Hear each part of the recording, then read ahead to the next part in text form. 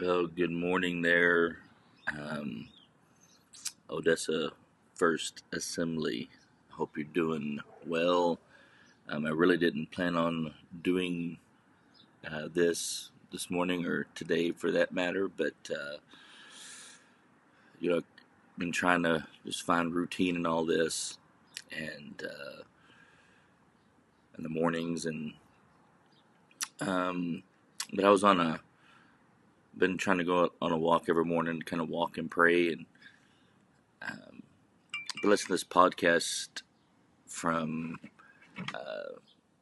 kind of some of these going to lead our Zoom groups and this podcast about um, to small group leaders, and uh, and so listening to that, I just really started thinking about John 15, and I just wanted to, I guess, share a little bit. Um, in John 15 is talking about where Jesus is the vine and we are the branches, and I have it right here, so I'm going to read some of just a few verses. I don't want to be too long this morning. I want to be short, but it says this, John 15, I am the true vine, and my Father is the vine dresser. Every branch in me that does not bear fruit, he takes away, and every branch that does bear fruit, he prunes.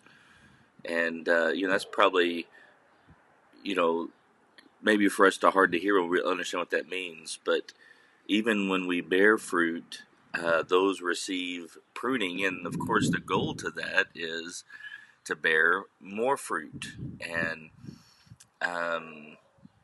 but every branch that bears fruit, he prunes, that it may bear more fruit. And so, I think that happens in a lot of ways in our life. And I think the season that we're in is one of those methods. I think God is um,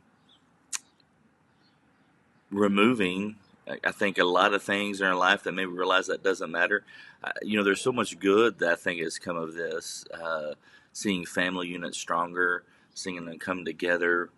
I'm just hearing reports of, even of right here in the Permian Basin. I heard of somebody yesterday that somebody who has been a professed atheist, and kind of has gotten in reading the Bible, and I'm reading some Christian books, and so it opened up some eyes there. But I think the closer we draw into the Lord, we realize just how little other stuff matters.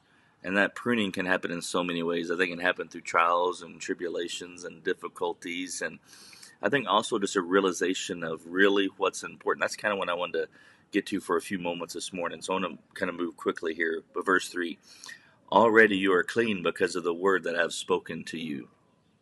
And what a lot of people, a lot of theologians, I guess commentaries, take that to mean is, those that are saved, those that have been cleansed from sin, are ready to bear fruit. And I tend to agree with that. I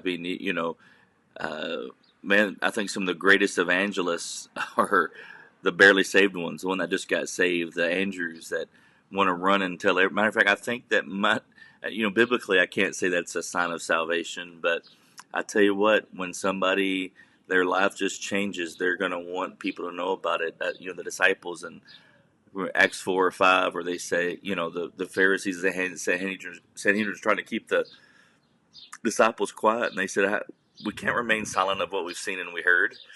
And so, when God is working in our life, I think that that should be our mindset, right? And so, but it says, you're already clean because of the word that I've spoken to you. And this is the part. This is just the three words, abide in me. And that abide there, some translations say remain. I think the NLT says remain. I usually go to the ESV. It says abide. And, I hope this last month that that's what you have found yourself doing, is abiding. And I don't think we quite understand what that word probably means. But in the Greek, what it's telling us is literally every moment, every hour, surrender, submission, trust, obedience. I mean, that's really a full word that says so much more than just abide or remain. So think about that a second. Every moment, every day is just surrender, moment by moment, surrender, obedience, trust. Every minute, obedience, surrender, trust. And so that's really my quick, I guess, devotion encouragement to you today is to remain, abide. And that can happen in so many ways. I do think you need a quiet time. I do think you need time you to set aside that's invested in prayer and reading the Bible. But you know what? If you're driving, if you're out, if you're, I go for a walk, and that's usually when I listen to the Old Testament, and as I'm walking, or a podcast or something, or I'm just praying. But remain in Him, abide in Him every moment, every day. Surrender, trust, and just depend on Him. And I think you really see a refreshing and really maybe the difficult thing to say or hear is that the most fruitful in their spiritual life are going to be the ones that accept that pruning and abide. And so maybe think about that, praying for you today. Hope you have a great day, and can't wait for Sunday and part 2 of our series, Fruit in the Spirit, talking about joy. God bless you guys.